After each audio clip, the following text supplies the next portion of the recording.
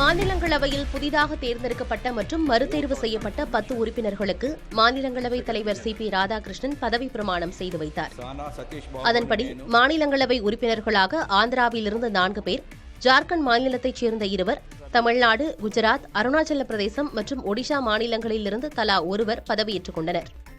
தமிழகத்திலிருந்து தேர்ந்தெடுக்கப்பட்ட பிரவீன் சக்கரவர்த்தி தமிழிலும், தமிழ்நாடு ஸ்ரீ பிரவீன் சக்கரவர்த்தி மாநிலங்களவையின் உறுப்பினராக தேர்ந்தெடுக்கப்பட்டிருக்கும் பிரவீன் சக்கரவர்த்தி என்னும் நான் சட்டத்தினால் நிறுவப்பெற்றதான இந்திய அரசியல் சட்டத்தின் மீது உண்மையான பற்றார்வமும் பற்றுறுதியும் கொண்டிருப்பேன் என்றும், இந்தியாவின் இறையாண்மையையும் ஒருமைப்பாட்டையும் உறுதியாக பற்றி நிற்பேன் என்றும், நான் இப்போது ஏற்கவிருக்கும் கடமையினை நேர்மையாக நிறைவேற்றுவேன் என்றும் கடவுளின் பெயரால் ஆணையிட்டு கூறுகிறேன். ஆந்திராவைச் சேர்ந்தவர்கள் தெலுங்கிலும் பதவியேற்றுக் கொண்டது மொழி பன்மைக்கு முக்கியத்துவம் அளிக்கும் வகையில் இருந்தது.